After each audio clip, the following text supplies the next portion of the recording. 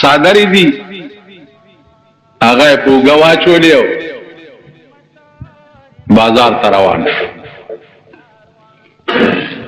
چې بازار ته روان شو نو حضرت عمر په مخ ورغی ورته وی چې چرته وې زما د بازار کې دا صادره خرڅومه چې بال بچ لکه سوړه موړه برابر کمنو بیا به دا نور کار شروع کوم حضرت عمر اریان شو چې سحر خطانه بیعت شوه دې ته د رسول الله صلی الله علیه وسلم جانشین شوه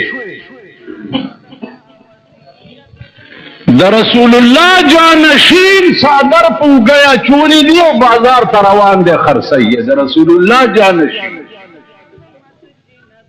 نن ورشي د بین پشمار نه کوي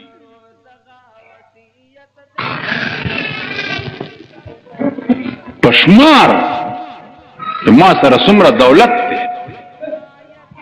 او د پیغمبر جانشین چې دی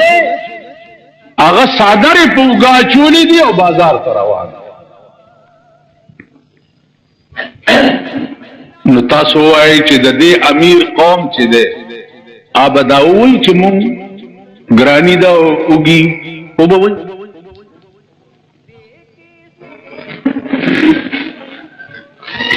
خدای ته وګورئ او دې جولای ته وګورئ چې په دې پاکستان کې دا سرمایه‌دارانه نظام چې دی تر څو پورې دا ختم شوی نه او دې پاکستان د ښې ورځې مخ وکتو که مړ نو په قبر مې غټه سوټه غولو کوي ټول عمر به دا قوم او دا غریب چې دي د دې سرمایه‌دارو په لاس کې لوبي د دې غټانو د دې نوابانو د دې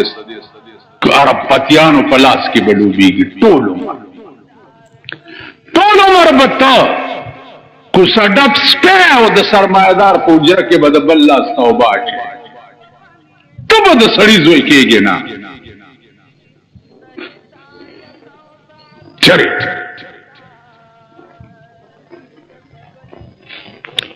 د پیغمبر په زمانه کې خو هغه سړی به لوی د سړي زوی ګڼلی کېدو چې کوم سړی به د 10 ورځو وږی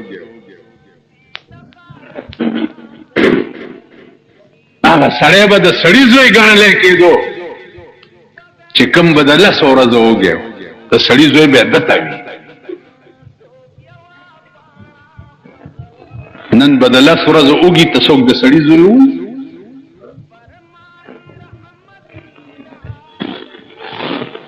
نن تا ته سول 350 کاله مخکې ستا متعلق رحمان بابا ویلي 350 کاله مخکې ما ته یو ورځ چا وی ستا د جومات ته مالدار خلک راځي ما وی ماشوم چرته چې د ډاکټر په لاس کې د کونین وستنو ګوري هغه ماشوم نږدې ورځي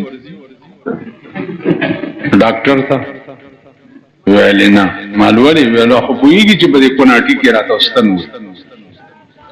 مالما سره د کونین وستنې دي د غټو غټو ته په دې کوناټي کې وام نو غټ چرته زما جمعات ته خو یا طالبان یا دا شیخان میخان یا په خبرم خوارچي نه نو دا په خبر اوس کوي سم کېنه غلطه وا ډېر خکېږي چې ګوډې دي نو اوس په خبرو کوي زما جمعات ته خدا مورمړي پلار مړي راځي ځکه چلته د کونین وستنې او کونین وستن کوناټي نه بغیر په بل ځای والې کېږي نه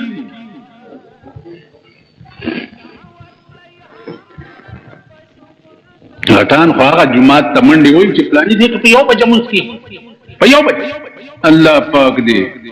دغه د 1 بجې مونځ کولو والا او تم د چرګو مرض راوړي ته د خلکو دپاره او دې دپاره چې زما جومات ته خلک ډېر راشي نو فکس 1 بجه ودرېږي فکس پلاني جومات کې چې 1 بجه ټیک مونځ کېږي بجلیګر مو لګي وو لګیا یې کړ ټیکس فکس 1 بجې یعنی مولا به د دې قوم خزي زمونږ یو استاد هغه به وی چې امام زنه ده را ګویند امام د قوم خزي ته وایي قوم چې سوي دي دا بتاسلا ناصر خان اسلامی کیسٹ ہاؤس بیرون کچہری گیٹ اشرف روڈ سرائے فقیر خان پیښور ښار کې د ناصر خان سرار سات ملاويږي او د دې نه علاوه د دینی تقاریر کیسټ هم تاسو لا د دې دکان نه ترلاسه کېدای شي هر ټیم کوم کما خامون در ټیم کوم کما زیګر مون در ټیم کوم کما سپخین مون زه خو خدا زبر ټیم بدلو تاسو کې چې تب ماته وای چې دا ټیم بدل کړي بعضی جمعتونو کی جمعہ امام لیٹ شي صبر وکوي ملک صاحب لاندې راغلی خان لا مانځل لاندې راغلی ما 2 کال داس په دې جمعات کې مې سلويخ کال برابرېږي الکم او پکې بوډا شوم ستاسو دوا دا ګورئ سټیم زرا کوزیګم او سټیم موس خلاصوم او ټوکړک ستاسو کار نو صاحب امام ته حکمي چې دومره 10 منټه به تقریر آدم علیه السلام را روان او فکس په 1 بجه به ودرېږي ځکه چې شاهان درپسې ولاړي خانان یو بحث تاسو په مخ کې عرض کوم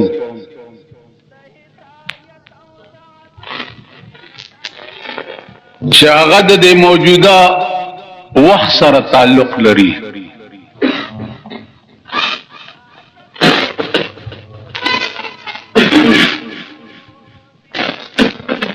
تاسو په د خپل ملک وګورئ ټول دنیا لګیا ده چې ګرانی ده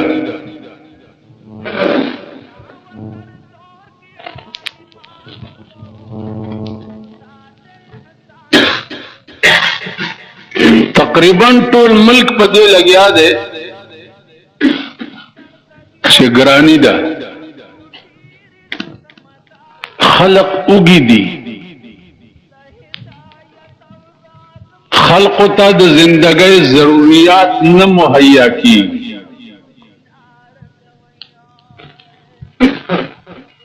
دا ولی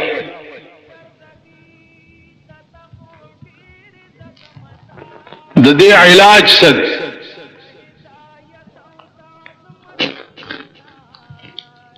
عزیزانو د دې ډېر آسان علاج دی خو که الله پاک د هغه خلق پړ کې دا خبره واچوله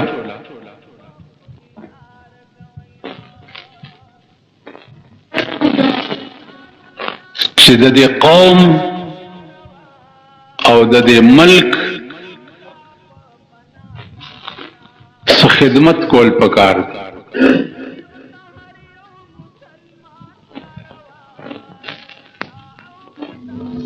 اچریبا خلق داونه وی چې زوګه ما یا زتګه ما اچریبا داونه عزیزانو یو لن غوندې مثال ووري ته چې زما کور تراشه او تمل مای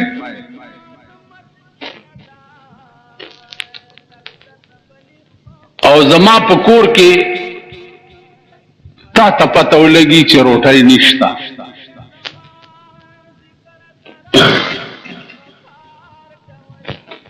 او ته ما سره نهر ورځ تېره کې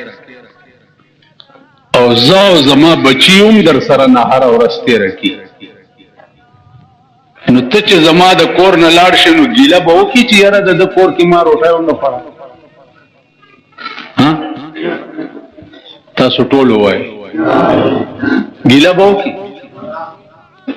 ته به څه وایې ته به دا وایې چې په ما یې که ونه خوړه نو په خپل هم را سره نهار و ځکه چې څه وکړه نه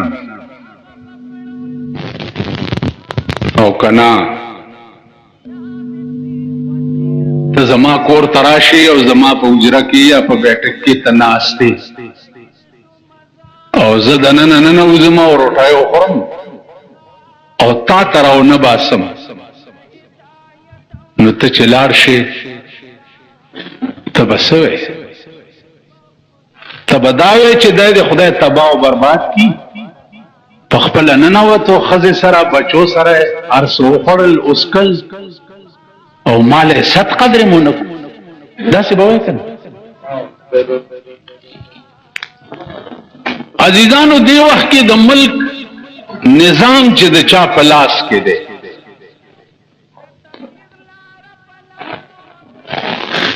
د ملک نظام چې د چا په لاس کې دی داغي رهایش مو ګورئ داغي ګرځېده مو ګورئ داغي خوراک سکاک مو ګورئ او ځان ته مو ګورئ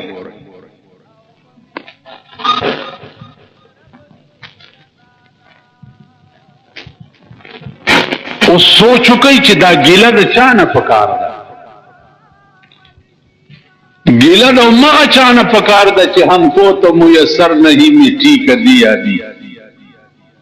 اور گر پیر کا بجلی و چراغوں سے ہے روشن ما تا خو د خاور و د تیلو دیوا هم نه میسر کیږي او د پیر صاحب کور چې ده پکې چراغان لګېدلې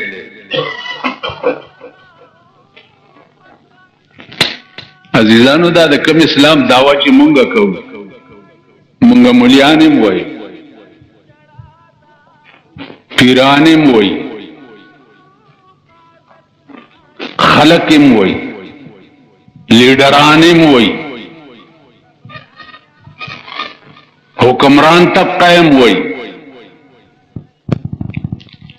دا زمون حکومت چې د اسلام را روان دی نو دا خو د رسول الله صلی الله علیه وسلم د زمانه نه را روان دی ٹھیک شو د رسول الله صلی الله علیه وسلم ژوند څنګه سربرای مملکت مو بادشاہ مو امیر مو خدای ته داغه نه زیات نږدې هم بل څوک نه د قوم مشر مو د جنگ سپاه سالار مو هر څوک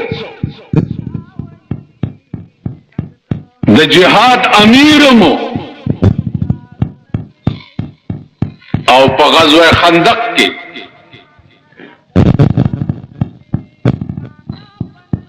صحابه مورچی کنستی اوسم ورشی غزائی نشتا مالی دلی مورچی کنستی نو دری ورزی اغا صحابه تا روٹای نو ملاو شد دری ورزی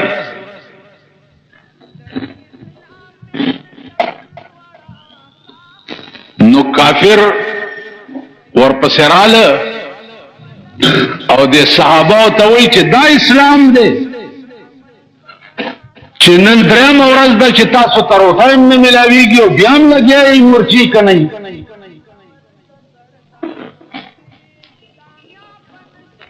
هغې ورته د مورچو نه سرونه را بهر کړه او ورته وی چې نحن الذين بايعوا محمدا نحن الذين بايعوا محمدا على الجهاد ما بقينا ابدا نحن الذين مونږ هغه خلک یو بایعوا محمدا چې مونږ د جناب رسول الله صلی الله علیه وسلم په لاس باندې بیعت کړی دی مونږ هغه کسان او بیعت هم په څه کړی دی علی الجهاد ما بقینا ابدا مونږ هغه سره بیعت دی نه دی کړی چې مونږ ته روټۍ ملو شي مونږ بیعت په دې کړی دی چې مونږ خپل سرونه بستا په ناموس باندې قربانو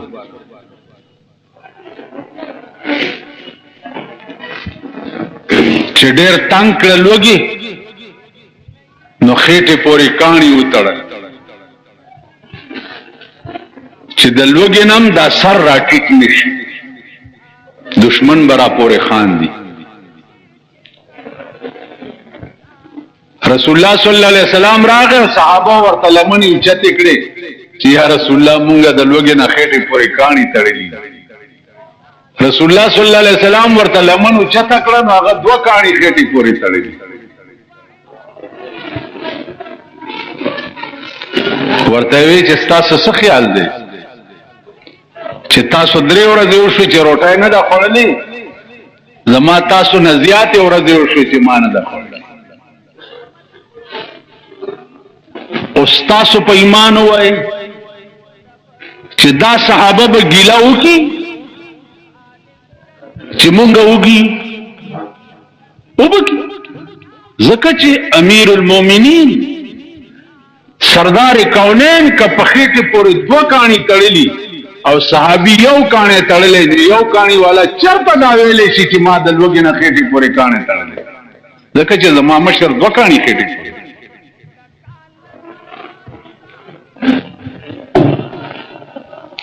خیال راغی زما عزیزانو نن د قوم او د ملک ګیله په دې ده چې شاهان د ملک سربراهان د ملک هغه خو دې سنبالولی نشي دولتونه او د چا په برکت چې دی دې سټیج ته رسېدلي دي هغه دې د لوږې مړ کي هغه دې په سړکو ګرځي زکاتونه دې غواړي ا دې در په در ګرځي خیر دې غواړي ولې